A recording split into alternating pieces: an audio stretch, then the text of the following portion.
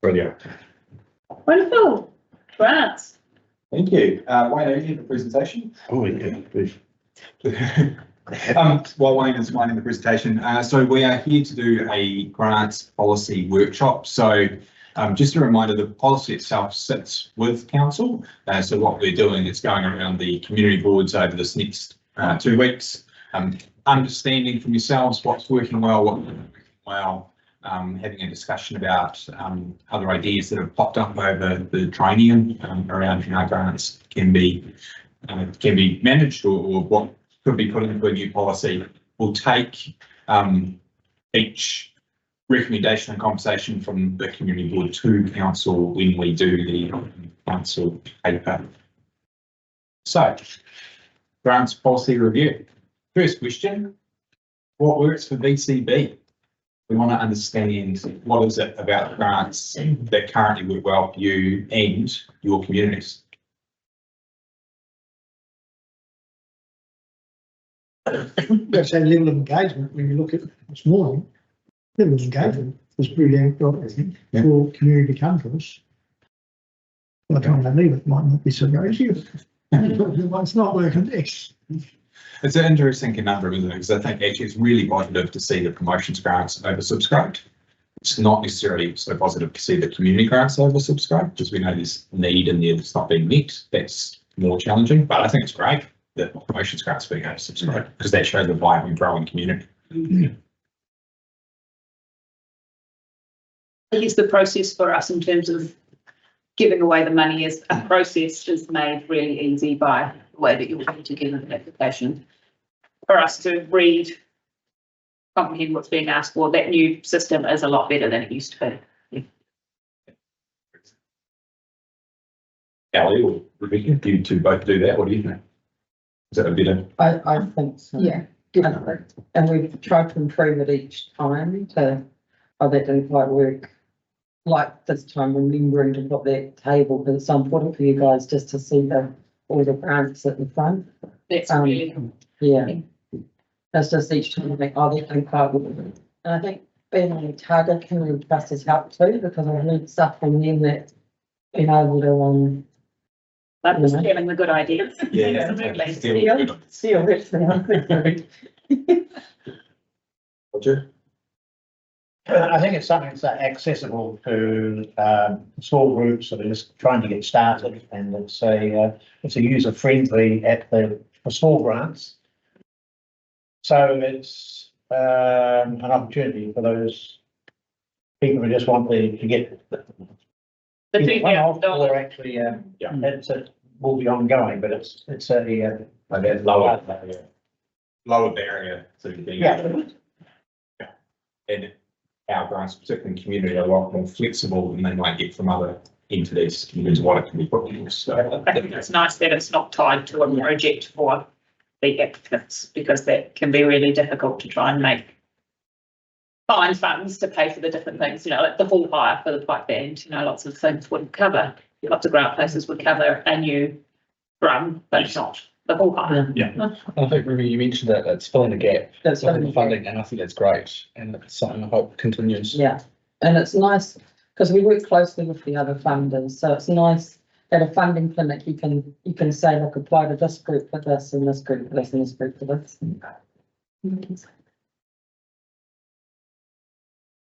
Well, there's an obvious question that follows. What doesn't work? Want to hear and understand what doesn't work so well for you and your community, and any possible solutions that you have. Well, I think this is a good place to talk about organisations like ADMI that want to have an ongoing commitment to provide a service to the community, and having to apply to contestable funding for that does seem to be counter to the objective of having something there that is part of our community. No, the pool's not big enough, like Blossom Fish, the pool's not big enough to label on the LTP. It can't. Yeah, so It just blows everything else out of the water. yeah, so probably treat those two things differently. ADMI, and ADMI is kind of caught up a little bit in the museum review, because that's obviously part of that conversation. I think ultimately, and this is obviously hypothesizing, but if ADMI, well, I suppose districtization actually also has an impact on that conversation as well, right? So there's a few things in there, but if ADMI were to be a museum that's retained and continues to be funded, that would be something I think would make sense to be line items, because it becomes something that is a continued ongoing thing. I think, and this is my view, events, promotions type things should be something that is contestable. It's because things can change quite rapidly in that space, and we've seen that happen over the years. So retaining those in a contestable fund actually makes more sense rather than putting them in as a line item. But we've discussed that as staff, and that would be our staff recommendation. Obviously, you can have a counter recommendation of that. And the danger is can you make it transparent what the policy is? If you put something like Blossom Festival into the long-term plan, who puts their hand up saying I should be there too? Well, that's right. Yeah. That is a unique event. It is. Like I was previously the grants manager at the Dunedin City Council, and I am now a trustee on the Otago Community Trust. And neither of those organisations give multi-year funding to events. The only DCC event that's provided, if you like, multi-year funding is the Masters Games, and that's the Masters Games Trust. It's the biggest event for Dunedin because of the number of bed nights it attracts. But I, as the manager I also, the Masters Games manager reported to me. So council had a, we had to pay if there was a loss. So we underwrote the event.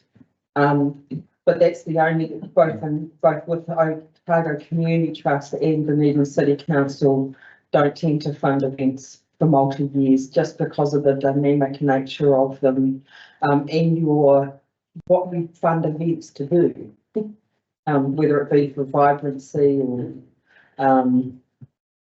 attract visitors, or you fund different events for different purposes. And I guess the longevity of the event, looking at Christchurch show. Yep. They've been going for 100 and something years, and will not run. But as much as we can go, I know it's a long-standing tradition. We're past 65 years. You never know what's coming around. There was also, I can't remember the year, but obviously quite very recently, we had to pull back from Blossom Festival because it didn't run. But it had already been allocated, so we pulled back because of COVID. So there are risks around the event-based line. In terms of ADMI and subject to what happens with district in the museum, I think these council's got a couple on its books as well that are long-standing a relationship agreement with an entity such as ADMI. And I hope next year, subject to what happens with the budgets, if there's grants, then I'll be recommending that ADMI is at least, because it's a 2-year ATP, so it would be a 2-year grant for them, and some others that council has. I'd recommend 2-year being the length of the long-term plan. I think it's good. It's also good for transparency. So if we're giving 80 grand, around 80 grand to them every year, and it's 120. The general public don't realise that. And so they're applying things 120,000 where the reality is 40. Yeah. And it's probably one of the things we struggle with the most at the moment is the idea that it's contestable pots, and some of it may or may not be contestable. With at funding clinics, I make it really, I explain like in Alex, I'll say, look, there's $120,000 grant budget, but 80,000 of that is usually flat to ADMI, and so it's 40,000. And I actually think if 40,000 is about right. Today aside, like ADMI applied to prove a point to show something, but if you took that out, you've still got, even if you funded that manor burn, you would have still had enough for a small second round. I think Vincent's about right. Community grants, not. And I think that's probably one of the things that through this review, as we've been looking at as staff, we kind of sense that community grants do feel about right, in terms of both policy, but also in terms of the dollar value that's attributed to them. It's probably more the policy focuses around promotions, grants and changes and tweaks in there. And you'll see as we have this conversation, much of the focus is around what we do in the promotions grants area and not so much in community. Feels like community's kind of needed about right. The blossom taking destroys the other one just as much. Yeah. That's like 50% of the total fund and they're not 40%. So you blow that to bits and one that too. Yeah. What's the feedback from the applicants like around the process at the moment in terms of the difficulty of accessing? We make as feedback comes in, so you'll have a applicant and it's really useful being staff because they're morons. So when a staff member applies on behalf of a community organisation, they'll go say, oh, I've got to put a form. So, and because it's our own form, we can change it. So, we try and do that. One thing that's on my radar to do this time is you need to be in the form to know what the questions are. So I want to just do here are the questions that you're going to be asked, so people come out here. You don't accidentally submit for. Yeah. We do there is a line item at the front saying you will need XXX, but I think because it's really beneficial. So they can just put in the other things for Huddle. Huddle's an initiative that's been set up across Central and Queenstown to help small community groups. And back in the olden days when I was in Japan, we had like a top 10 funding tips about what, when you apply for funding, things you should have in your toolkit, like have a little promo sheet. What is about you? How old is your organisation? How many members does it have? You know, so to develop something like that for people to get ready to do any sort of funding application.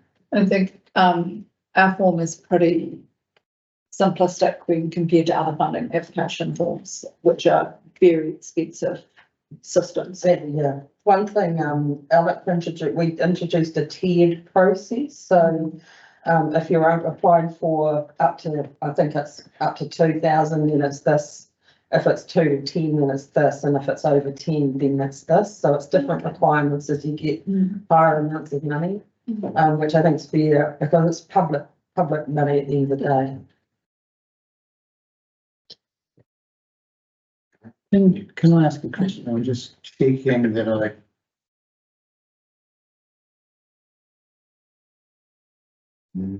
Something like that. No, I'll answer it myself. Okay.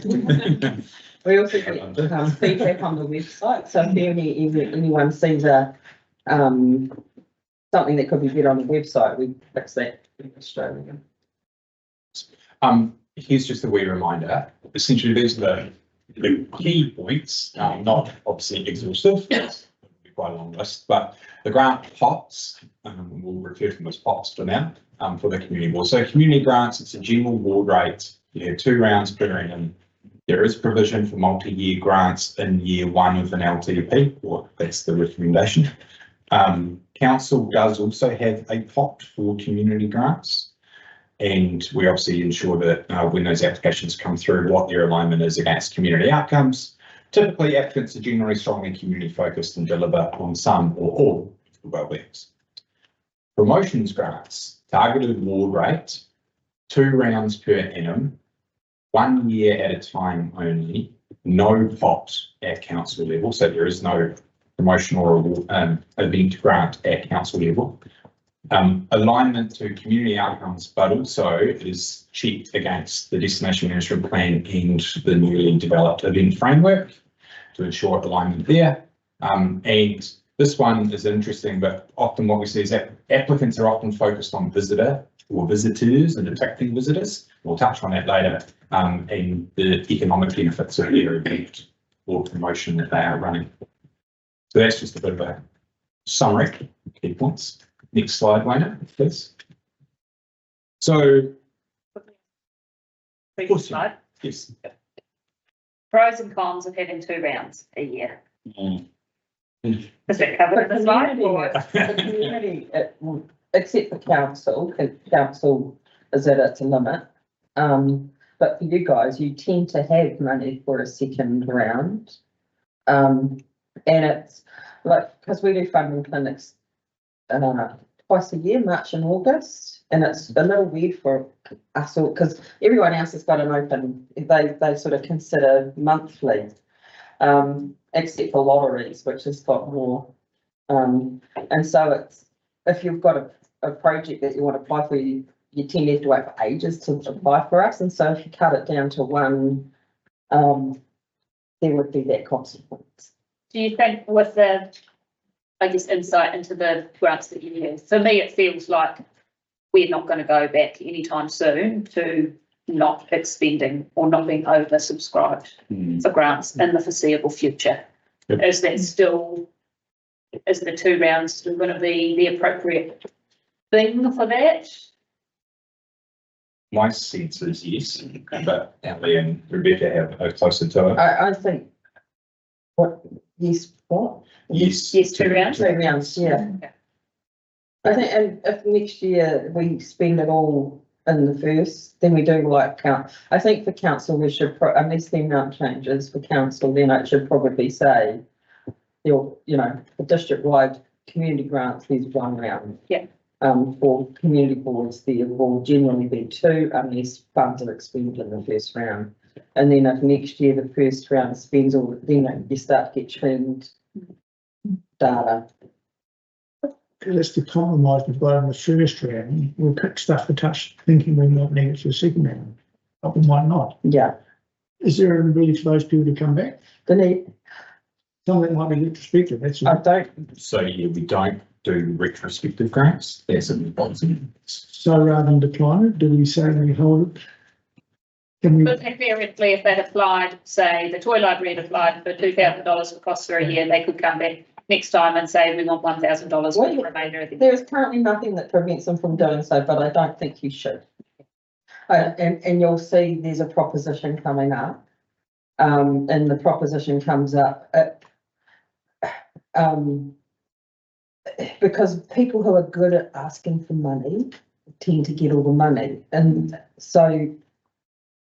You can afford to pay for a grant person to do your applications for you. Yeah. Yeah. You want to be getting something So for that. you could do that, but I wouldn't recommend it. I think you should only allow organisations to, unless it's for a, like sometimes Cromwell, like a museum might get operational funding, but then they've got a specific project like updating a certain thing. And so they might have their operational grant and they apply for a project. So that sort of thing is a little different. But having 2 bites at the cherry, I think might be a bit problematic. we're only going to give them 1 bite, just that we don't take the bite until the second round. Well, in Dunedin, there were certainly organisations that shifted their, when they applied, because they knew that the second round tended to be more generous than the first. But that only favours the regulars, Yeah. the toy libraries and one-time cleaning. No, and that is one thing we find through both funding pots is that those that know how the system works tend to be the ones that end up getting the money because they know how the system works. The right thing. Yeah. All right, Wayno, this is essentially what I just said before. We're looking at really only minor tweaks or changes, but a bit more in the promotions grant. So just want to, we'll go through a few questions with yourselves and seek some recommendations from you that we can take forward. So Wayno, next page. So first one, and this would apply to both community and promotions grants, but a small value grant of say up to $1,000 could be approved by the board chair out of cycle. So it wouldn't have to wait till a funding round for it to come to you for decision, but it would still have to go through the application process as normal, and it would still be presented to the board at the next available community board meeting. But it's at the chair's discretion to support or approve the application or not, so they don't need to bring it to the board for approval. So just 2 things on this. The example is Salvation Army. Some of you might recall a couple of years ago had a consent to build a community garden, consent fees, and it was about $300, $300 or $400, and they had to pay and get paid back. And so, or the Rotary book sale, hiring the hall. There used to be some discretion for the chair to allow that to happen, and we've tightened that up. And this is a way of still allowing those small things that meet the criteria, need to meet the criteria. This is where the once a year thing comes in. Dunedin has this sort of a thing, but you either apply around or you go for small fund. But even the pricier thing, the tour line will have us back at $995 early on. That's why I think you say you can either apply for this or. So that's one of those and nothing else thereafter. Well, it would have to be for a different project. So you could apply, the same group could apply, but for a different. It is Yeah, but then we can say no Yeah, so, when they bring it to. and you'll get staff obviously as a vet to make sure that, you know, there's no one trying to break the system. General, last one. Oh, passing it through you, I'm just wondering that chairperson's fund, I think is a great idea, but I'm a lawyer, I always look for the mischief. And I'm wondering if it should be countersigned by the champion or the CEO, just so there's some balance there to keep an eye on, you know, hey, that's the 10th one you've done this month to the bowls club. Yeah. Well, it actually, it's the perception, it stops them. Yeah, Just yeah. think something like that would be a good. In Dunedin, like the total grants, I don't know the current figures, but it was like a $250,000 budget, of which 25 was set aside for this. And so then the second round, they made a call, right, we've used this much of that budget, we're saying release the rest to use for your granting activity.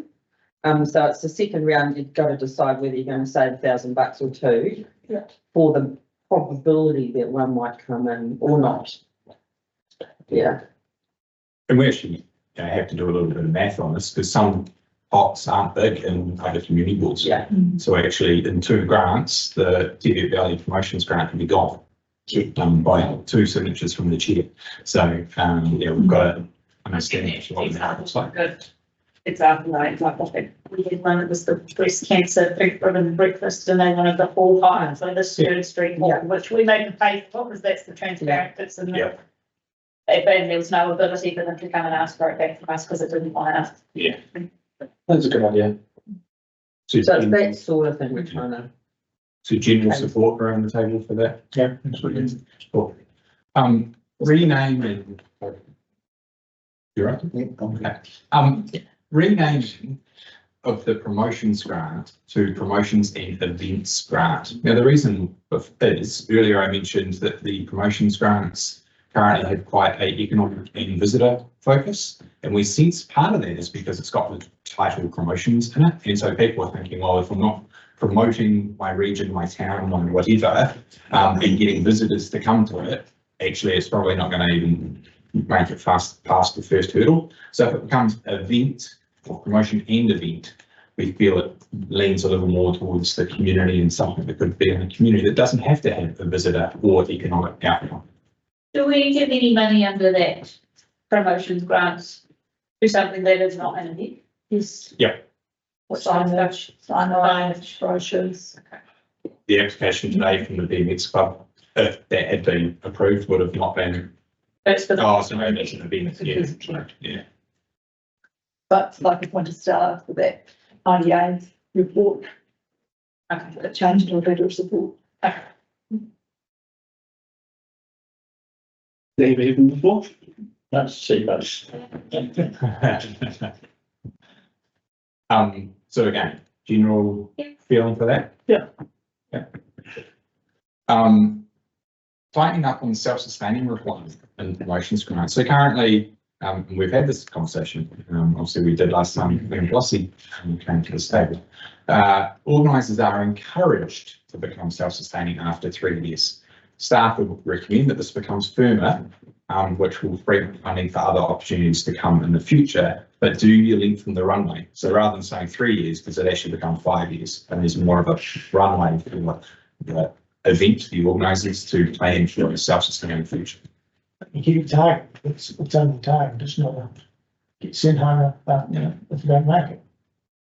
Yeah, it's I guess the challenge we have at the moment is the policy is very loose or light, and essentially what has happened over the years, many years, not only in this board, but in others, the same groups come back and continue to get the same level of funding every year, which doesn't leave much room for others. The only issue with that is if we're leaving Blossom Festival in the contestable funding, any other group will come and go, well, yeah, I've been coming for 3 years, but you've been doing them for decades. And so it kind of defeats the purpose of the policy. In terms of, The Blossom Festival. Let's say everybody else has to, we're saying the Blossom Festival. Does. Yeah, Blossom Festival doesn't, but everyone else has to. Yeah, but critical from us. although at your last meeting, your recommendation was to revise the Blossom Festival, their funding will drop by $5,000 every year. I think that in the current climate, and given what we are asking ratepayers to pay, to then ask them to also pay so that we can give money away, that actually it should come with some requirements and some onus on, especially things like events, to be working towards not needing ratepayer money. Recognising that sometimes things fall outside of your control, like with COVID, we funded some things that had a lot of extra, or, you know, there's an unforeseen something that happens and you were on your way and now you're 3 steps backwards and you just need a helping hand. We're not saying that there's no exclusions or no ability to, but I think a general consensus of working towards is not an unreasonable request. And some events, to be fair, don't slide. There's some very major sporting events that have disappeared over the last couple of years, really. So had the underneath with the exception for masters and everything else there. We didn't have that. So it's, and we had different, you had different levels of funding. So there's major festival, because there's community events and then there's major event. I can't remember all the categories that we had, but we had, you could apply for different levels of funding depending on the type of event you were. So it was ID Fashion Show, the International Science Festival, Masters Games was different because it was in the house essentially. But they needed, but they're never self-sustaining. Even ID Fashion isn't self-sustaining. They can't run without external funding. Here, you look at Clyde Food and Wine, it is self-sustaining, it doesn't come to you, the major event for this ward. Did the only target funding? The AMP. Because we were. Yeah. And I think, you know, there's some challenges that we have that Dunedin doesn't have. Yeah. We are growing at more than 12%, Dunedin is not. So there's opportunities for new things coming and we want to make sure those opportunities are open. So Prospector, they initially came to you and said, we're sticking funding for 3 years. Really figuring out whether you want to fund any one event for longer than 5 years. And if you're okay with not funding them, if they want to continue. They've come to Gold Rush or they're at the Lakeside Marathon that just had this kind of conversation. The Blossom Festival, I would see that sort of more akin to your Masters than the Clyde Wine and Food. 2,400 people at Clyde Wine and Food. What do we get? Blossom Festival, it's a league more akin to your Masters, I would have thought, for it returns. As part of the event framework, which is just being designed up, which is a bit of a guide for event organisers around tourism central Otago and supporting events. We've divided up events into different sizes and scales like that, just as a reference, so people can kind of see where they might naturally fit. So that goes from a local event that's of benefit to the community and the vibrancy and the wellbeing our people to whether it's special interest in sporting, an event that's got opportunity to go to scale, or major events. And for us in our capacity as a region, not just as a board, you know, 1,000 to 1,500 people is a big event for Central Otago. If we're getting beyond that, we're maxing out our normal accommodation capacity, and then the benefits of those events above that will be flowing to our neighbouring district. Could council give money to Blossom Festival? Does Blossom make money or lose money? It makes money, but if it didn't have the grant, it would lose money. Yeah. But it also Usually. has tickets that have gone out at $6, which Yeah, is yeah. incredible for the people of Alexandria, considering you can't buy a ticket Yeah. of coffee for $6. Very The budget's about at the moment, it's about a $4,000 loss, but it'll probably make $4,000 profit. But it also has a couple of $100,000 in the bank. And it's got a sponsorship arrangement. Yeah. Or two.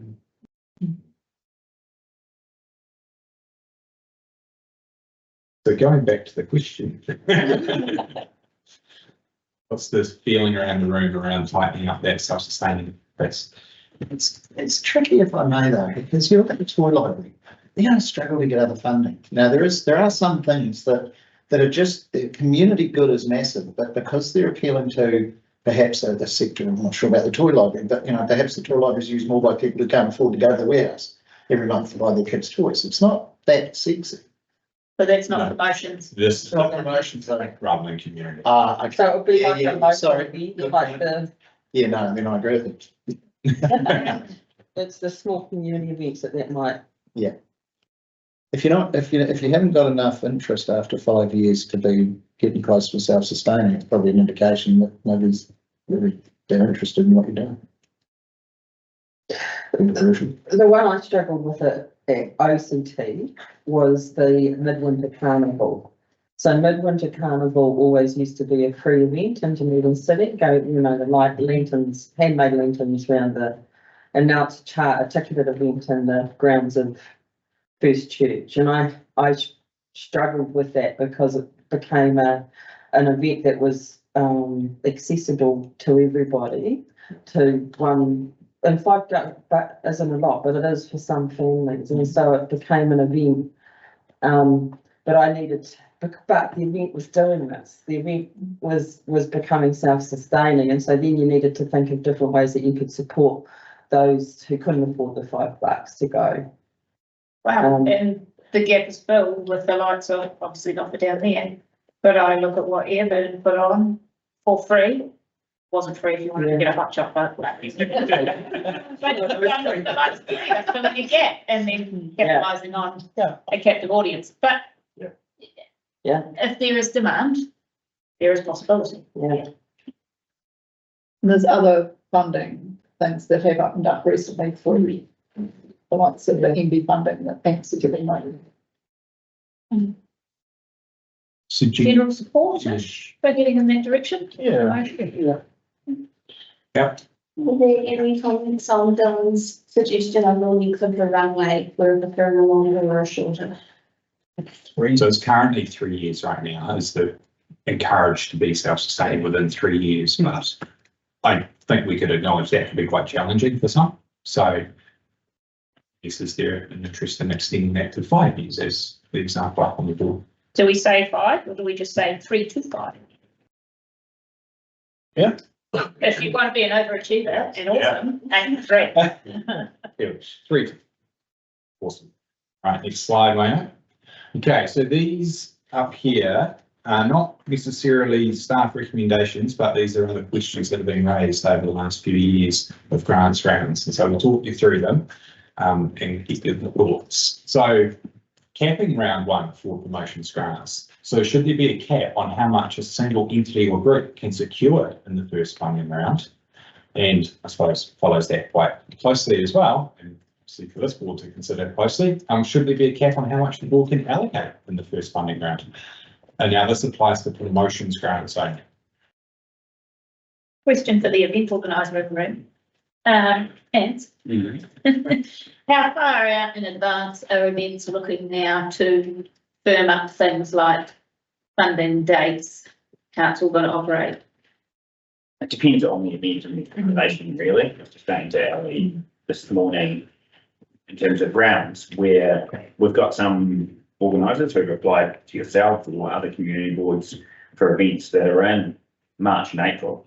So at the time we're currently opening for grant applications, those events are in delivery mode, not in the thinking about their next iteration. They're still doing, and Prospect would be an example of that. They did kind of come about a month ago and kind of go, which would work with them on the regional events promotion fund, so they've got some funding there, but they're like, oh, is there anything else that we could look at? But like many, they were kind of too late to look at VCB, but they'd also previously told you they were on that 3-year model to being self-sustaining. But yeah, some events at a smaller level are probably only being pulled together 4 months out. But again, part of our work is we want to get the event organisers to work together and raise that capability of our event organisers and when they are thinking, because from a visitation perspective, if it's a visitation event, 3 or 4 months isn't enough for some people to actually plan to come here from further away. So we want to work with them and get them thinking longer term. So we, as a district, we can leverage the event as well. It's not just the funding, it's how do we as TCO support the event and make sure it's out there and known through channels we've got connections with.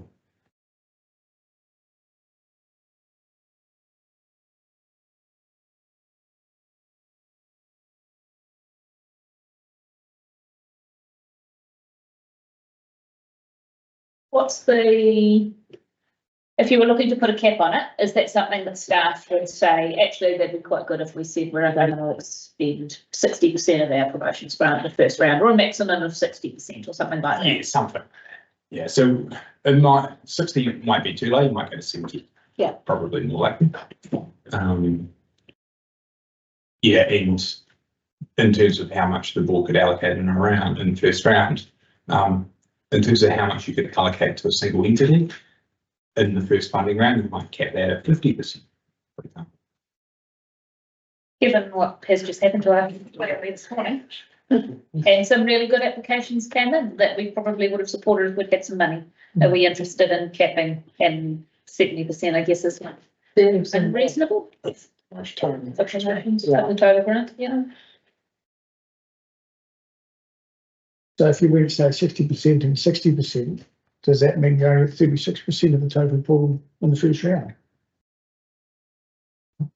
That's the first question is. And the second question. Oh, no, If you've got both those in place, no, because you could, should there be a cap on how much single, well, don't worry about the wording, in theory, the thinking is you could give for 60%. so that's where we've got to. If ADMY, we do that in the first round. It's not No, community. no, grants. I'm using that as an example for the numbers. So we've gone 66% in the first round, like that. Yeah. So we've got some just applied to 50%, we go on 40%. Yeah. So We've got an example in another ward where they would make a single application and pull 90% of the funding out. yeah, And the first effect round. on the first percentage be quite low. So you don't skim the pool out in the first round. Well, I think that's where we say 70, we'll work through exactly what the numbers could look like, but I would think 70% is probably a reasonable number in your first round, leaving you 30% of your total pot. I think if we're going to say that it's appropriate to have 2 rounds at a community board level, then we need to make sure there's something for that second round. That's 35k first round, yeah, if they can. So that's the second question then. So that's cap on how much you can allocate in the first round. So say we've got 50,000, we said we can only allocate 70%, which is that 35k. And then if there was going to be a cap on how much a single entity or group can secure in the first round, then I guess you would say that, say Blossom Festival is going to apply for 25%, then they can only, that's all they couldn't apply for 30, because if you'd said it was only going to be 50%, we would have first round. But you don't have to support both of those. No. You can say you only support the idea of capping the board, not a group. What we're discussing here are constraints on what the board can do. I wonder whether we could turn it around and say, these are perhaps indications of what the board might like to consider when it's considering around it.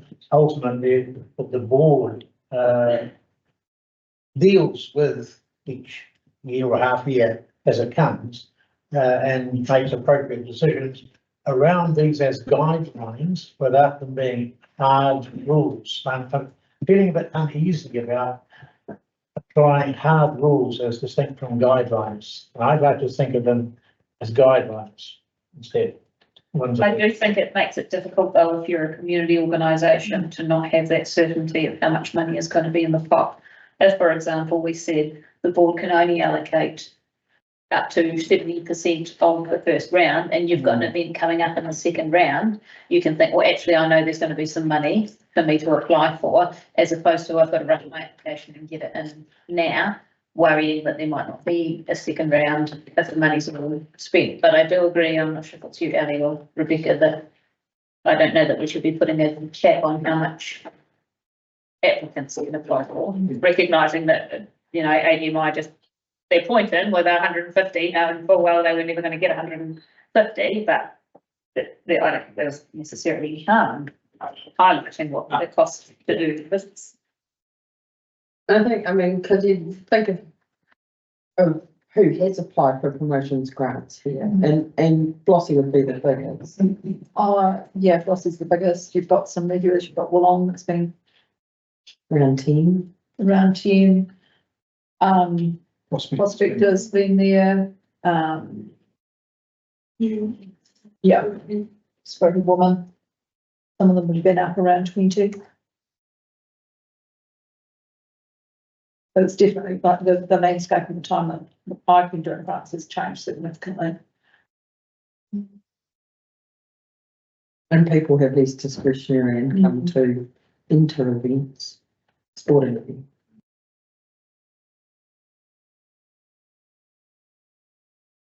So it's, I guess maybe the questions are both going the wrong way, but is there a general interest in there being a cap on how much the board could allocate in the first funding round? I'm with Roger on this. Sorry, I'm with Roger on this. I don't think we should be. We had a robust discussion in the first round about it, didn't we? Yeah. And it was, and I think it's a job to do that, is that it's coming to us and make a decision and be aware. Because we don't want to end up in this situation again. I don't think any of us would want to put ourselves in a situation in the second round. So I think, yeah, we need to make those decisions wisely and having it more as a guideline versus hard rules of every option. It's not that then it's not limiting us and it's not limiting whoever sits around this table next October. You could say something like, generally speaking, the board will, you could use that sort of language in the policy. We can, and the thing that's coming to mind for me a little bit, particularly in Vincent, is that Vincent is always oversubscribed and always will be. And the looser we have the criteria, it gives you room to move, but also gives you less room to rest on when you're looking for what is to the priority or where are we able to say no. So sometimes having set that criteria from the outset makes that process a little bit easier. So I found in the last review of this, there are other boards where it makes sense to be looser, but Vincent is the area where I feel like having some constraints and making it a little bit tighter is actually giving yourself something there when you're having to make calls that you can't meet everybody's need and saying which ones from the outset are going to have priorities. So I'll do whatever it is that you say into these notes, but I do think a little bit that sometimes as much as you want everything at the table, setting that criteria helps you when you have to make the decision between two equally good options later. I thought you were going to say when it's always oversubscribed to increase the plot.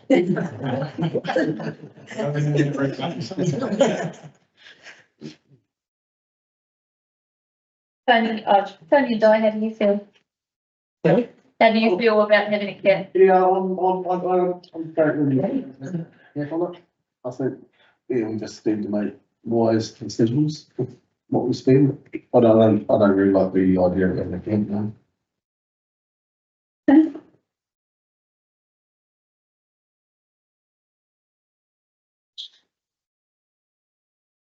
Tough one, isn't it? It is. That's not really a robust discussion in the first round. I guess you need a standard. So I'll probably take it from it's easier to work for something like that. I'm going to cap. I like pass this. I want the legislation, and then there's no ambiguity. However, I get the general feeling that people would like maybe some sort of guideline as opposed to. yeah, okay. I have written a note, says a little split, preference for guidelines over recommendation, not general support, but not unreasonable. It's very diplomatic. It's one on one. At the risk of, bringing in the idea of caps again, question number one.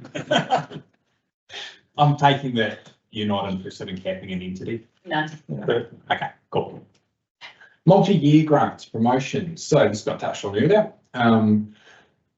Should a board be able to allocate multi-year promotions grants in year one of an LTP as they currently can community grants? Now, we spoke about this before in regard to Blossom Festival. Staff recommendation on this is no, but it has been raised before in the past, so it's only fair that we bring it back to the table to get your guidance on this as well.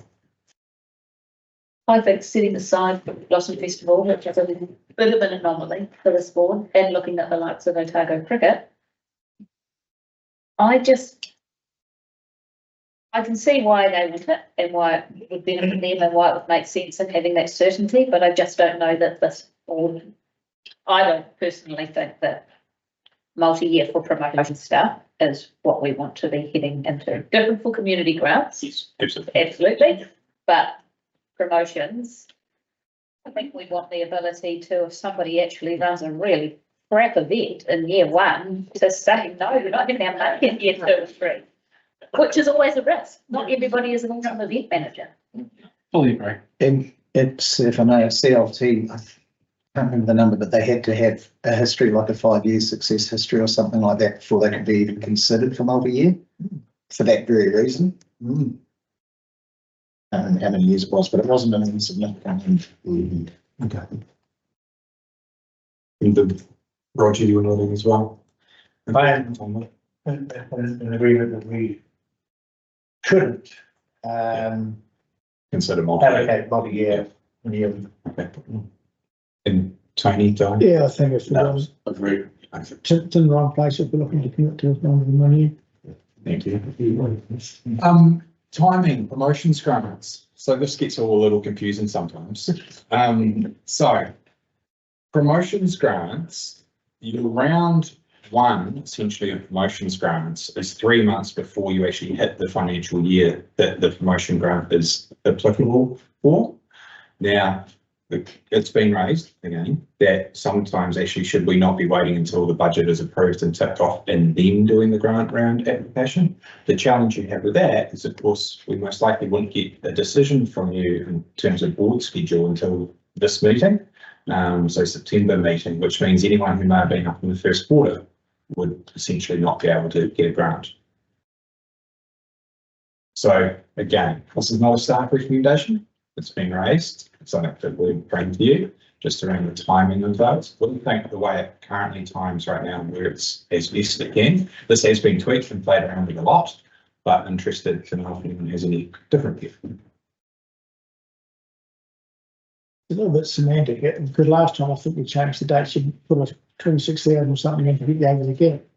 So really, it's only just clearing over the first hump, isn't it, when you change? Yeah, it's that. As long as we've got something left in the second round. We applied it against LTP and said in the first Yeah. 3 months of LTP, you couldn't actually apply until the LTP was approved and then there'd be a grant application. Yeah. What we're essentially saying this time around is actually, we're not going to get too worried that there's an LTP because it's the same. It's still reliant on the budget being approved and signed off, which is the same in every annual plan year as well. So you can tick off a grant, but they can't uplift the money if the budget's not approved. So it's the same in an LTP year. We just got ourselves all twisted up in LTP last time. So what we're saying is it just the standard every year. And just what I'm saying, you would probably took quite a purist financial view, which did actually muddle us, I think, quite a bit with, okay, we can't commit any money until the LTP is signed off. But it's still insane that it's perfectly acceptable for you to do a grant round and say that any funding is subject to the annual or long-term plan, whatever year we're in, that being approved by council. As long as the applicants know that there's a chance that, you know, things could get cut, then you need to relook at it. But from a financial perspective, there's no risk for this board in doing it if we make it subject to the budget being approved. Is there a greater risk going into the next LTP given that the landscape may change dramatically? But you'll know, we'll have a pretty good feel for what your budget looks I like. will know this side of Christmas where your budgets are sitting. In an ideal world, from staff perspective, in terms of all that work, for theoretically a budget that may evaporate for both start time and applicants' time, and then thinking that they've got money and then all of a sudden there is no money, would there be benefit to changing having almost like a pause so that instead of running here and here, you're running here and here and it's better aligned with the financial year? So that's what we did last year. We Yeah. did that, and that's why we did those hardship funds and those things for Yeah. like, ADY and, Heritage and, Arts Trust, was because we realigned them. Yeah. So we are, this round is open before 1 July, but it closes just after 1 July. So the Yeah. budget's set and done. Yeah. And then we process and it takes and we come to this meeting round. Yeah. With promotions, it's done before, it's done a cycle before again. Should that be changed? That's. Our recommendations, how much of it? I think that's around the timing of I mean, events and lead, as that's to Yeah. say, is that lead. Yeah. And So even, we're September now, so any event between 1st of July and today wouldn't be able to get any grant funding, but equally it would impact on any event between now and at least Christmas, if not even into March. April. and you want You want that lead, events. that runway for them. In July and August. Yeah, exactly. Where our event strategy is wanting us to currently fill this and that gap. Yeah, So, yeah, and this is the question that's been bouncing around, right? And why we are asked this question and why we brought it to you. But it does come with a pretty strong staff recommendation. We've done this before and we've tried different iterations. We've sensed this is the best workable option for everyone. And it may mean, to Tina's point, that yep, we do a whole lot of work and actually the budget gets pulled. but the But next round closes March, early March, I forget, first year of March, something like that. We're gonna know by first of March if there's grants budget in the budgets or not, because we're going out for consultation. So we can say to the community, this is what we're going out for consultation with, or proposed, this is So a proposed budget. The paper that we're proposing comes towards the December, we'll have a conversation with you in, next October, November meeting, is around exactly that, what you want your pots to be put into the mix. And obviously some draft numbers will go in, so there'll be any changes to those, and then there'll be further papers coming back with that. So council will know what each of the communities are recommending for all their community information grant. So, it'll be interesting, obviously, it'll be a council decision, but that is one thing, if distributisation goes ahead, that will still really say that is a community board thing.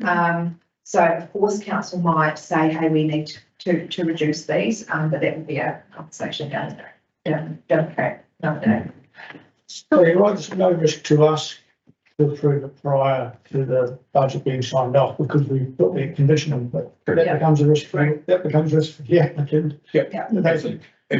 And one of the things to say that they get it. Yeah. yeah, Ali's well used to forming the event with nice Ali that is subject to approval. Every 12 months, it's subject to approval. We haven't bitten anyone yet. No, No. aside from the In fact, more- COVID year, we more in pulled reverse. grants back. Yeah, There was, in the COVID year, we pulled grants back. yeah. Yeah. Sorry, general sense was leave this.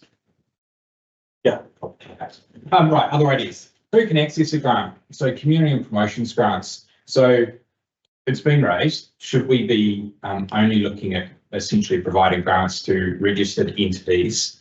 Or should we, as we currently do now, provide community board grants or projects, whether they're a community or a promotions project, that doesn't have any formal entity behind it, but can show clear evidence and resource to be able to deliver?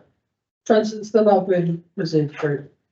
We need to add another layer bureaucracy, if. Well, can only do years. That's just in a It's got $1,000 to go.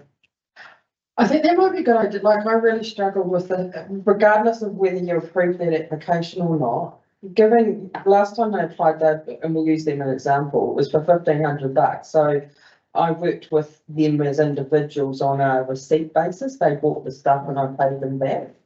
But for a $11,000 grant, I'm like, I can't put this in an individual's bank account, so I think maybe a limit, like a 10K, you must have a bank account, you know, at a certain, Well, if you've got your application process on tiers, yeah, then that'll fit in quite readily to that, isn't it? And that might, like Tony says, tied into it might be under the $2,000. yeah. Where easy to the 10 is Bank a bank account that's co-signed by two people and then over 10 is a registered entity or something like that. Well, then, again, though, today, they're still not a registered entity, but they've got a bank account. So it's just thinking that one of the beauties of council funding is that flexibility around not being it, like CRT, you have to be a charitable organisation. Yeah. OCT, you have to be an entity, or you can only apply up to 1,000. Councils, my sales pitch at funding clinics is we don't have that criteria. However, we are responsible for public money, and so we need to be satisfied that you can do what you say you're going to do, and that we're paying a legitimate, you know, thing. Yeah. Going back, well, a decade or so, I was setting up an organisation, and I wanted some money. I found a funder that had to be paid into, not just a bank account, but in a registered trust. So rather than setting up a trust, I found an organisation with a similar objective to mine, and they agreed to act as an umbrella. You know, if this is a technique that groups that are just getting started can use to get on or apply for funding without these problems of not being a registered organisation. It works fine.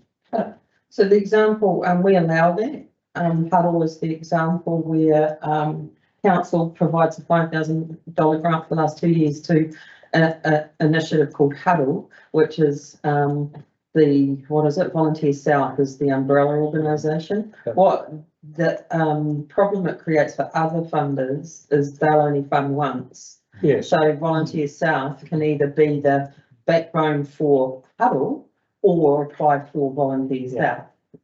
Because other funders won't fund umbrella organisations. Yes, I'm very much aware of that problem. Yeah. That was something, that was part of the big struggle of actually getting the funding in the Yeah, first place, but it so it's just being aware of that. worked. It did work. So, okay, sorry, one of you, Roger, said earlier about that low barrier to entry for our grants and the things being, you know, quite easy for people to use our funding for things that others wouldn't be able to. Obviously, we put in some kind of criteria. It is lifting that bar, which will make it harder for. Yeah, I'm not necessarily in favour of. No, lifting it, just, but yeah. So, again, not a staff recommendation, but it has been raised, so I'm interested to get your thoughts. And maybe it's up to 9,999, anything over 9,999, like if they're 10,000 or more, it's a change. Yeah. What's Wollon? Is Wollon an entity? Yeah. Charitable status. Yeah. And that's the other thing too, if you want to access centralised trust. You have to be charitable. Yeah.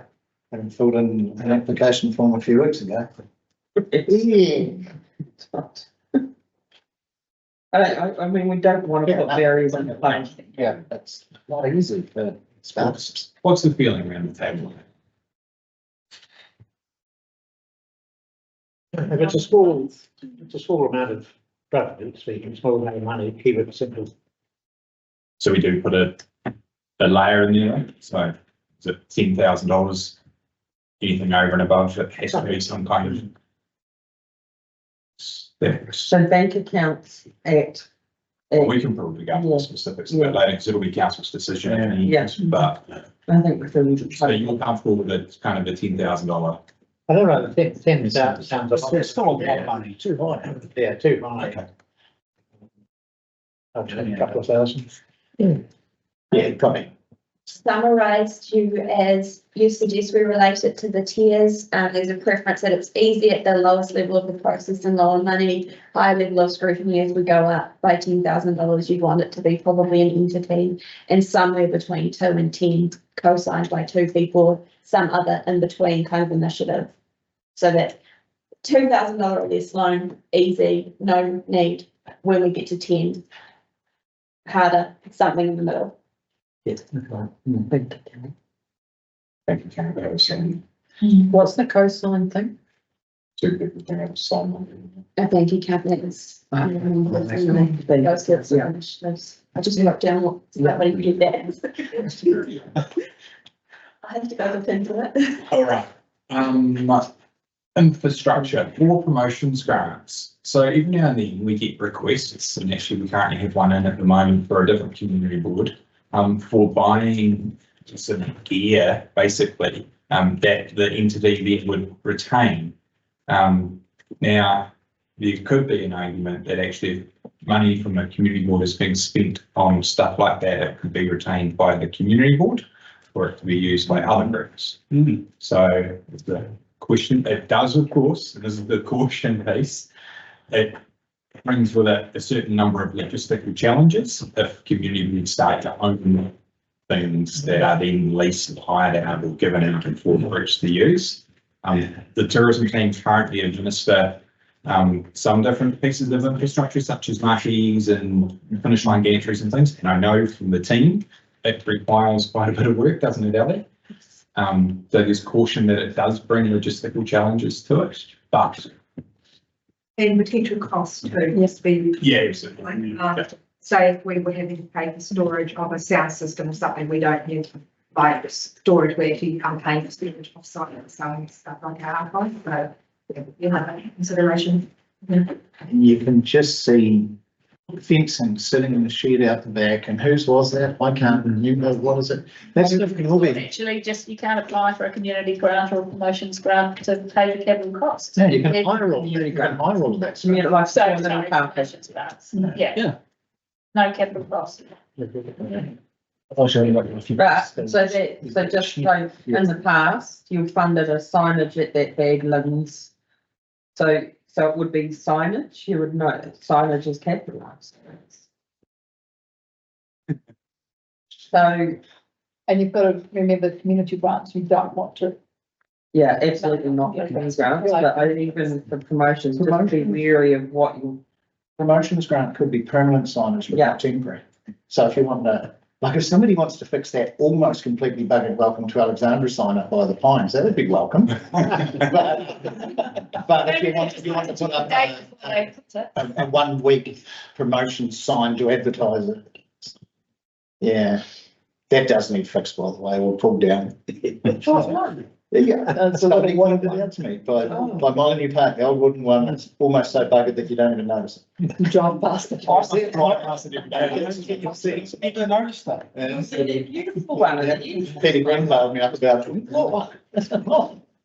It is, it's not good. Job request for service online. Might just do. Thank you, Alex. I'm not going hunting for this afternoon. The example that. So the feedback, I guess, kind of seems like people don't want you to spend money on that sort of thing, but how that wording looks might need some Alex wordsmithing so that we don't exclude anything. Well, I don't know, I think it doesn't, like, if they like road plants. Or the thing that DCC's with tiger tails, which are those yellow and black. To barriers to stop or encourage people to go, you know, we might want to buy those. We don't want to fund them. Oh, we don't have to do anything about this. It doesn't have to be put into the policy, and you essentially make the decision as a board at the time when the application is put in front of you. Yeah. It was just, this has been raised as whether or not, I guess philosophically, as a board, comfortable that a group might buy something that they are then able to retain. No more problems than wins, I think, with it, in terms of logistics. Yeah. We've also got a number of local companies that provide all of that for hire, and actually I don't think we need to be stepping on their toes. Okay. So she'll just leave that one. Yeah, cool. Lovely, thank you. Any other thoughts? I've got one, Yes. and it's evocative. Yeah, go. No, it's something that may have to be addressed around the council table, so I know board's views. We went out with 30% rates rises in our towns. Should we be rating people, forcing them to give us money for us to hand out? Just wanted the board's views because it's a question. So should there be grants? Should there be grants? Well, we've also said in the grants that they need to align to the four well-beings, which Christopher Latson has said. Yeah. And that, We'll read Yeah. but it's a genuine question. You know, we will be asked at a council level next year to do whatever needs to be done to an extent to rein the rates in. Our Three Waters problems aren't going anywhere. Is this a game we should be in at all? Because people don't have a choice when we rate them. Even if people are saying, even if Christy Watson saying get rid of the poor beings, I think it's so important to be playing their part in the community, regardless of what the government says. And if you're only going to be doing Three Waters infrastructure, A lot of fun. Do you not get excited when someone flush a toilet? I still get excited by Three Waters. I'm weird though. Because if you're only going to be focused solely on Three Waters infrastructure and roading, then what's the point of these boards even existing? At that point. Once you just propose, no point. Other thoughts on whether we should still be in this? Well, one of the things we talk about what's good is that we fill a gap that no one else does. Correct. So if we leave for space, how many events do I? Look at Upcycle, I think Quite a few today. Upcycle's a great one. You know, we gave them financial supports and now they've been in the schools teaching these kids how to ride bikes. You can't say that's not a benefit to a community. These are the same schools that we were obviating the speed limit reductions outside of, so maybe you can, anyway. I get banned for that. Okay, thank you. So food supports grants. Very much. Yes, and so last page is just the process, so you know where we're at from here, Wino. So we've meeting with the rest of the community boards this next 2 weeks, then we go to council and do the grants policy at the end of this month. Workshop, sorry, then we'll take it for adoption on the 30th of October. We'll give you an update by November, then we go into grants round under revised policy settings because they will have to apply for the promotions grants, so the new policy won't take effect until the 1st of July 2025. But if there's anything that we're applying to promotions grants, we have to consider that in that March round. And then of course, new financial year, new policy applies. Can the new policy start as soon as it's approved? Oh, Alex is correcting me, sorry. The new policy will apply once it's approved. Even better, that makes it smarter. That makes it smarter. Yeah, no, approved once council, the resolution of council, it's a policy to be. And we'll certainly be very young messaging around them now, as we move through the budget process. And my email's open if you have any thoughts when you get mine that you should have said today, just working through. Brilliant. Thank you. Thanks, everyone. Thank you. Here's for your time. Thank you. Happy Christmas.